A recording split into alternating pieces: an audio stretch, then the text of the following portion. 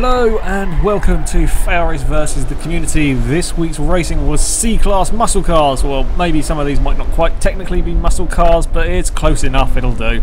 Anyway, as you would imagine, race 1 and the start it was going to be pretty chaotic. There's about 14 or 15 relatively old muscle cars all piling into a corner. Nobody knew what tracks it was going to be. It was kind of a surprise when we loaded up the game, so nobody could practice.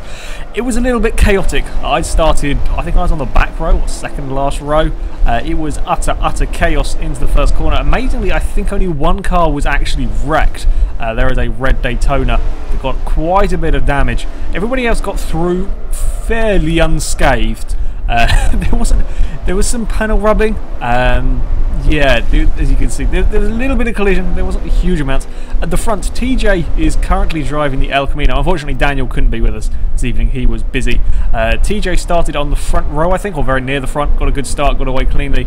But his lead was to be short-lived as a Pontiac GTO very quickly overtook him. Now, I will point out, in this event, cars were supposed to have no aero parts and no four-wheel drive. As far as I'm aware, everybody abided to the four-wheel drive rule. A few people either didn't know or forgot or didn't listen to the no aero rule. Now, the Daytonas have a wing, that's fine, that's what the cars came with.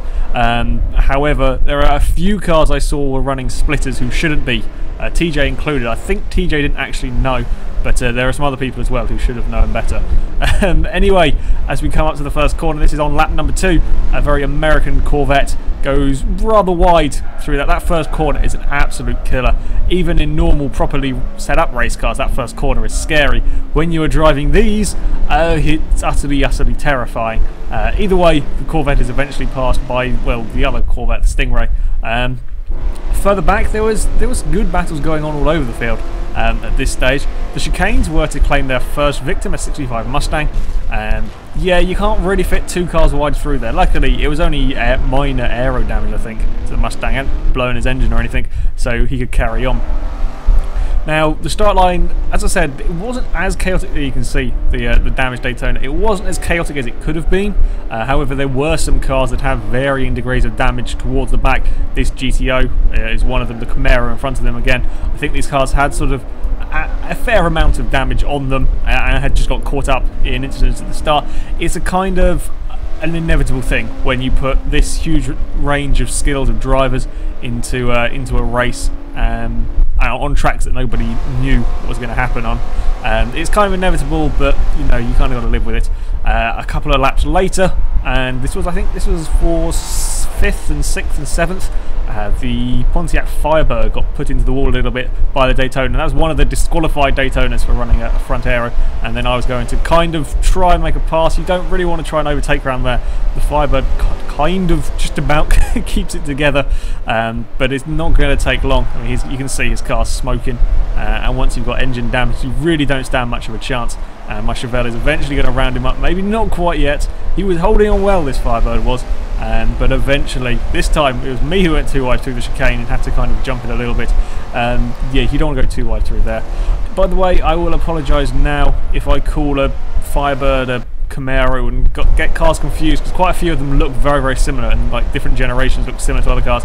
I might get confused, okay, so I'm sorry. Also, I'm sorry if you can hear my fan in the background. It's a hot day again.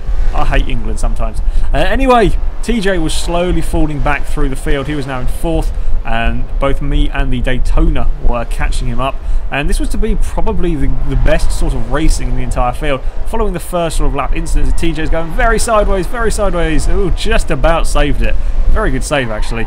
And there's some slight crashing between the two of them, and I'm always sort of hanging about in the background ready to pounce if something should go wrong. But yeah, after the first couple of laps, the field actually spread out really quickly. It's unusual to have the field quite so spread out. How they got through there without crashing, I don't know. That was incredible. I'm not sure if the Daytona may have scraped the wall, but ooh, I don't know. I wouldn't have wanted to be in the Daytona. I then take a lunge, make the most of the opportunity, and find my way past the Daytona. But yeah, the field was really spread out. Us three were probably the closest cars on the track at the moment, because yeah, everybody had just sort of drifted apart. I don't really know quite what happened. It was then my turn to have a go at TJ as we come onto the start-finish line. Again, when you come to the first corner, it's not a good place to be overtaken. The problem is The Chevelle, that's what I'm driving. I will remember my car. It's a very, very quick car in a straight line. When it came to upgrading, I focused on, well, I had to put a gearbox in to give it a decent sort of speed, decent sort of gear ratios, as I promptly outbrake myself and lose a place. I'm going to lose another one. No! Yeah, I put a gearbox in it because the Chevelle has a very, very powerful engine, one of the most powerful muscle car engines, and then focused on handling parts. The Chevelle was probably one of the fastest cars in a straight line here as well, but I wouldn't have said it was a particularly good choice of car for this over the course of the evening. But yeah, it was proving quite difficult to get past that El Camino. It does have the same engine as the Chevelle, so it's fairly fast in a straight line too, and the Daytona is also having a few issues trying to get past TJ. Further back, and two Mustangs were going at it, a modern one and a 65 Mustang. This is the one that was damaged in the earlier crash. May have jumped the curb a little bit there, but he got the position. I'm surprised actually more people didn't go for the modern Mustang. It still counts, it's still a C-Class car. Admittedly, it is a very high C-Class car, so you don't have much room for upgrade, but then again, the suspension, brakes, tyres and all of that stuff standard is going to be so much better than the old cars. But there was some interesting choices in this evening of cars. Now, where are we going on? I don't know. There's a car crashed. I'm trying to think what position it affects. Oh yeah, I think this is for third. It kind of screws up the Corvette's race there. It wasn't the Camaro's fault. It was off the road. It had its own crash, and he was off the road. The Corvette was running wide, and then that's when he drove into the back of the Camaro, who's still trying his best to keep out of the way. TJ then ploughed into the back of the Daytona, I think. The Daytona was trying to avoid cars everywhere. It was a bit of chaos, and yeah, it's just something that happens. I got past TJ, whose car was significantly damaged. I think he had a fair bit of engine damage after he drove into the back of the Daytona, and he was slowly falling through the Daytona somehow has got away without too much damage. I don't know quite how he's done that. The Daytona's very, very strong, but yeah, the Daytona was surviving a lot of things at the front, and it was very straightforward for the GTO. After passing TJ on the opening lap, he pretty much just pulled away, and he now had such a big lead he could even try a little bit of showboating. Always a little bit risky doing this in sort of the last lap of the race, but the GTO had such a big lead over even second place, and second place had a huge lead over me, who, yeah, second then had a go at showboating himself as well, doing a cheeky 360 in the middle of the road. Yeah, the front two had pulled away massively since me, TJ and the Daytona, whoever was driving that, were locked in a battle, and the Corvette had never been particularly that far in front of us. He was doing about the same lap times, and then further back most of the cars were damaged. We move on to race 2. This is at Infineon Long, or whatever the hell the track's called nowadays. I can't remember. Off the start line, now I was expecting this one here to be a little bit of chaos, because this first and second corner is really nasty. I kind of take a wide line through the first bit so I can stay on the inside of the track, try and avoid some of the chaos that was inevitable. And well, everyone was fairly well behaved. I was expecting a huge crash through that section. I mean, sure, there was a little bit of panel rubbing there, a few cars were a couple of wheels on the dirt, but everyone got through it relatively safely. As we come over the hill, this is when things went a little bit hectic. There's quite a few cars off on the gravel, and you can see in the background a Stingray almost got flicked over. I don't know how that happened, but there's a green Stingray got spun around and very, very nearly flipped. It was then utter chaos as we come down. Everybody was fighting for the same bit of road. I think there's about 6, 8, I don't know, I can't count. There's lots of cars in that area, and everything all went horribly wrong, and an El Camino ended up rolling. I don't know, how does that work? I don't know. But yeah, there was a lot of chaos sort of towards the back of the group through those couple of corners. Just everybody was trying to find a bit of road. Nobody was quite giving each other enough space, and it ended up with an El Camino on its roof. At the front, and there were a couple of Daytonas, me and a Barracuda that was about to get, I don't know if he got punted off or whether he just went wide on his own accord. I was then in a Daytona sandwich, not a good place to be, particularly those two cars are absolutely massive. And this corner here in these vehicles isn't nice either. It's very scary even in a normal car. In these it's incredibly scary. You see some cars falling off the road there. As we come down towards the final corner on lap 1, I take a bit of a lunge. I didn't actually realise the pink Daytona was alongside me, so I may have cut him up a little bit there. I took a massive lunge and managed to get the lead. The Daytonas were then going to start battling it out behind me, and behind them the Barracuda is making his way past. I think that's a Firebird. The Barracuda's got past, who's got a damaged engine yet again. He wasn't having a huge amount of luck. The Daytonas though were going to stay in that order for at least the next lap or so. further back, and we have another Firebird. I think that is. Yeah, there was a lot of good sort of fighting in the opening lap. There wasn't as many collisions as in the first race, so I think fewer cars were damaged between these two. This is the modern Mustang again, still the only Mustang here. I was also surprised at the lack of dodges. At the moment there's only been like 2 Daytonas. I think there was 3 because there was a broken one in the first race. There was hardly any dodges in these races. The Stingrays, you're going to try and go 3 wide in the corner. That's not going to work. It's a big lunge there from one of the Stingrays. The Stingrays were quick for this. Even the damaged one that almost got spun around here was pretty damn fast. They are a good choice of vehicle for this. This little battle though is going to carry on. Sort of 3 cars argue. This is sort of 8th or 9th, I think. Pretty much whatever position you were in, they were very, very hard fought battles. I believe that's a Firebird. I think that's a slightly newer generation Firebird. Just trying to go around the outside of all of them. It is not quite going to work. He's trying for the cutback as well, but again, can't quite get past the Mustang for now. There's the Dynaco Daytona that had fallen back a fair way. I don't quite know what happened to him. He just started losing places as the race went on. Now back towards the front, and the Lightning Bolt Firebird wasn't having a huge amount of luck. 2 cars went off there, both having now got some damaged engines. That corner there was a real car killer around here. Loads and loads of cars sort of had issues through there because it's almost a flat out corner. It's one of those corners that you just have to tap the brake a little bit, but every time you think you can get away with going through it faster, and you really can't.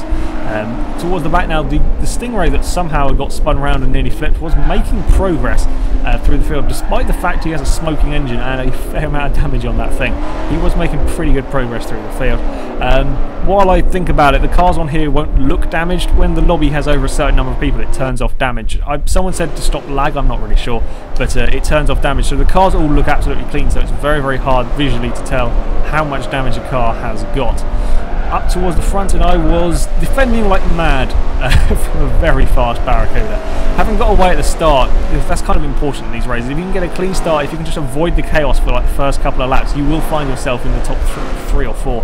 And because I'd started on the second row, I'd managed to kind of make a little bit of a break for it, but was coming under increasingly large amounts of pressure from the Barracuda. I'm going to be honest, I don't think the Chevelle was the greatest choice of car for this race ever. I mean, it's an alright car. I like the Chevelle because it's hugely powerful, but no, as a race car it was struggling, and I was defending as hard as I could, but it was kind of inevitable that the Barracuda was eventually going to find a way past, and there was very little I could do now. I sort of tried to keep with him, but I just couldn't quite keep up. In the mid-pack, there was some battling going on between some of the more damaged cars. This is a Firebird, and I think the orange and black thing is a Camaro. I'm not really sure. Yeah, these two have both actually gone off the wall at the same point we were seen earlier, and we're both having damaged engines. There is another Firebird as well there that's going to try to go around the outside. We tried that move last time, didn't quite work. You're going to get cut back, possibly. No, not quite close enough. But yeah, even with people with damaged cars, they were still finding somebody to race, which is what I liked about this race, and there's always something going on. It also made it very hard to film because there's always something happening. This could quite possibly be the overtake of the evening by the Stingray. There's a little bit of lag, which is a shame, but you do not want to overtake around there normally. That is a very scary place to overtake. Well done to both the drivers actually for keeping that clean. I will point out that Daytona I think is the cheating one that shouldn't be running front aero, but never mind. Yeah, that's an incredibly tricky place to overtake, not a place that I would want to overtake on, because it is very, very fast through there, especially in cars with old bouncy suspension, or maybe even with newer suspension. They're still not the greatest handling things in the world. It's a very nasty place to try and overtake. Now, as we come on towards, I believe this is the final lap now. Barracuda actually hadn't scarpered up the road as much as I expected. I don't know how hard the guy was pushing that car, because it caught me pretty quickly. I was now trying to defend my second place. Us 3 at the front had pretty much vanished from the rest of the field. I don't think, you can't even see 4th place from this camera angle. We had pulled out a pretty big margin, so whatever happened to me, I was guaranteed a podium, which I was happy about, considering this wasn't the most fantastic built car I had ever had. The Mustang, though, was very fast, and I was really struggling. I was trying to defend as best I could from it, but through this sort of fast section, I couldn't do much. And of course, once you go defensive in the first bit, you're sort of all out of place for the next few corners. The Mustang's then going to try the scary overtake. And again, another very good overtake through this corner. I was a little bit wide. I gave him plenty of room and ended up giving him too much room, and I fell off the road on my own accord. And then that was second place pretty much gone. But you know, I'll take third. I am pretty happy with third. And then everybody's going to do a celebratory slide as we come around the final corner. I think the Silver Stingray you can see there is fourth position. Actually, not quite as far ahead as I thought it was. But there we go, that was the finishing order. Further back, and there was still arguments over positions. I don't know what position this is for. This is between the two broken cars that on the final lap were vying for position. In the end, I believe the Camaro has slightly less damage, so he can get the drag out of the final corner and cross the line. I believe this is for like 7th or 8th. I think it's quite a long way down. Even further back than that, and there was still the odd battle going on. This is the Stingray that got spun around at the first corner, was making up some positions. I think that's TJ in front of them. TJ had a very quiet race. Not much happened to him. He was driving an old like a Camaro IROC or something that was terrible, and he was well down the order. The El Caminos hadn't fared very well this time either. They were both at the back. As you saw, one got rolled over at the start, the other one had suffered quite a lot of damage. Yeah, the El Caminos weren't really the car of choice. TJ ended up like 10th in the first race. I don't know why these cars were struggling. I guess they're just not good enough handling, and a bit of bad luck, as always. We move on to race 3 now. This was at Laguna Seca. Ignore the slightly laggy Impala that was bouncing in the floor. You know, that's just Forza replays being Forza. Anyways, come down towards the first corner. This is a chaotic one. At the best of times, it's a very nasty corner, this one, because you're kind of steering and braking this slightly blind hill. And when you have 16 cars, especially muscle cars, all flying into it, yeah, I was expecting carnage. Luckily, we got away with it on the most part. I think somebody might have got flinged onto the gravel in the background, but there wasn't any major crashes. A few cars were going wide through there. But yeah, it was a good start, I think. I managed to get up to 4th from like 11th on the grid, which I was very pleased with. I pretty much hugged the inside of the first corner and let everybody else sort themselves out around the outside, and it worked pretty well. In fact, I was now up to 2nd. There was some rather sort of scary stuff going on behind me. Cars were trying to go sort of 3 wide into the corner. It's never going to work. There's a Stingray off in the background. I think he went off on his own accord. I don't think he was pushed. And then we're going to try to go 3 wide up the hill. Now, that's not a good idea. Luckily, my Chevelle is pretty damn quick, and I could kind of get the better of them on the straight. I may have run a little bit wide on the exit, but so was everybody else. It is a rather mental start. The Impala did very well to make a break for it off the line. Further back, we come up towards the corkscrew. It was, yeah, that's going to be interesting. As everybody tries to squeeze, everyone's trying to find that little bit of space. There wasn't a huge amount of space in this early stage of the race. It was mayhem, but it was relatively clean. I mean, there is a certain amount of sort of panel rubbing. But there wasn't massive accidents, which is always good. The Charger here managed to find himself on the gravel. I can't tell what happened exactly. I think he may have run wide on his own accord, and then everybody's sort of trying to find a way of overtaking. Everybody's cut back in on each other. And I'm pretty sure they were 4 or 5 wide there at one point. It was just chaos. But it was relatively clean racing, which is what we like to see. I was now trying to make a move for first. The Impala was actually pretty quick. Credit to, again, I don't know, would you call the Impala a proper muscle car? I don't know, it'll do, it's close enough. And I was trying to find a way past from it. It was doing a good job of keeping me behind. Eventually, it's just the pure speed of this Chevelle that was to allow it to get past. In a straight line, the Chevelle was very quick. Around the corners it was okay, it just didn't have the grip of some of the other cars. The Impala tried his best, tried to go around the outside, but eventually Chevelle got past. In the background there was somebody spinning, don't quite know what was going on there. There was a lot of fighting for position in this one. As we come up to the corkscrew, this is for what is now 2nd, and in the end the Impala got a little bit bumped off, and then there's some Mustangs as well arguing with the Daytona. It was a little bit chaotic trying to get past that Daytona. It is a rather large car. Yeah, this was a little bit chaotic. There were a lot of Mustangs in this race, in the top sort of few. In fact, there are 3 Mustangs there in shot. In the end, the Intel Mustang got punted off. I'm not sure quite what happened there. Again, the replay cameras are a bit rubbish, showing that the Impala did a very good job of avoiding everybody. Don't quite know how he got through there. Now, there was sort of a bit of a train developing. It looks very chaotic here, and it was probably about as chaotic being in it. There was a stingray in the background. I saw you on the gravel. I think this is about 5th to 12th. We're all within a couple of, well, maybe sort of 4 or 5 seconds of each other. Yeah, this was a big old battle going on here. It looked like fun, I have to say. There was a lot of action going on in this one, as everybody was trying to make up positions. But of course, you have to be careful, because if you're trying to make up positions, there's a car behind you ready to strike if you make a tiny error, which makes it more interesting, because if it's like a one-on-one battle, one person's defending, one person's attacking, whereas here you've got to be attacking and defending at the same time, which is very, very tricky to do. It also helps when the guy in front of you falls off the road. You can always make up some positions when that happens. But yeah, there was a very interesting battle going on in this mid-pack. So we come around, I think this is the next lap, and still they're all having an argument, and amazingly it was all relatively clean. This Mustang was probably one of the fastest cars in this group. He was gradually, or he'd make a mistake and then make his way back up to the front of the train, and then make another mistake and have to work his way back to the front again. It was chaotic, but it was pretty good racing. I actually really like the paint job on this Mustang as well. Whoever it was, I can't remember who it was driving this car, but it's a very cool paint job, and he was just about fending off the Daytona for now. Up towards the front, and the Mustangs were battling it among themselves. 2nd to 4th was pretty much full of Mustangs. I was holding my lead. I wasn't really pulling away. I was just about holding it off from the Mustang boss, who was in 2nd. The Intel Mustang was making his way back through the field after his little off, as he goes off again. The Intel Mustang was blooming fast. In fact, both these 65 Mustangs were very quick. I have a sneaking suspicion the Mustangs were probably the way to go for this race. There were a lot of fast Mustangs in this final race, and there was very little I could do about them when they sort of started catching. You will notice the Impala is actually still holding on in 5th, and credit to him for keeping that thing up there. I can't imagine that's the easiest car in the world to sort of set up and tune. Back towards the long train, still they were all battling as they come into the final corner. There's all sorts of overtaking, but there's so much going on in this group, it was very, very hard to kind of find out what was going on.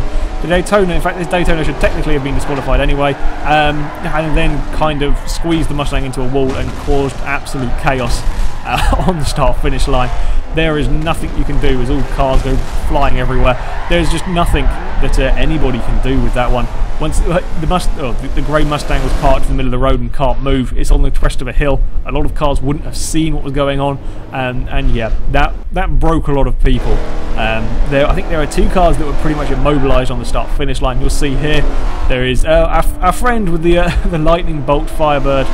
He had broken his engine again. The Charger was broken. There's an El Camino in the background that was broken. Is it a Firebird? Yeah, the kit car, I think that's a Firebird, was one of the lucky ones actually. He was far enough back to be able to avoid all the carnage and was gradually making up places. Back towards the front, and the Mustangs were about to change place again. This time it was the orange Mustang boss that outbraked himself and fell off the road, and the 265 Mustangs didn't need a second invitation to take that place. We had, on this top 5, had pulled out a pretty big lead, especially following that crash. I'm pretty sure that crash was about 6th downwards. We're all within a few seconds of each other, and that's the problem when everybody's running so close. If there is an accident at the front of the field, it has rather big consequences. It's pretty much the entire field from 6th backwards were involved in that one. As we come on to the final lap, I had been trying not to make mistakes. The Mustangs were catching me, and as they were catching me, I was trying not to push too hard because I knew that this was the final lap. I didn't want to make a silly mistake and give the first place away. But that Mustang was seriously quick, and give him another lap or something, I don't know if I could have done enough to kind of fend him off. However, the race was as long as it was, and I managed to take my first win of the evening, amazingly for the Chevelle, but I really don't think the Chevelle, you can see the car's broken on the side. I'm not sure the Chevelle really deserved it. I think it kind of got a little bit lucky in avoiding all of the other incidences. Further back, and there were a lot of broken cars that were now crawling, were kind of making their way back to the finish line. This was the closest finish from the rest of the field. This was again down in sort of like 10th. The El Camino was slightly less damaged than, I think that's a Firebird, but he's making his way past. It was a shame about the crash on the start-finish line, because I think that would have been a very interesting finish between them lots. But it's racing, things happen. So there we go, that is a FailRace versus the community in muscle cars. It was huge amounts of fun actually. It's proof muscle cars can turn corners. We went racing with them. There was only minor incidences until Laguna Seca when there was a major one. But that was caused on a straight, not even in a corner. So Well. Next week, what are we doing? Next week, I am going to try SUV racing. So that is your big 4x4s and pickup trucks. Now, I'm not going to allow the GMC Cyclone and the GMC Typhoon. They are too small and too light.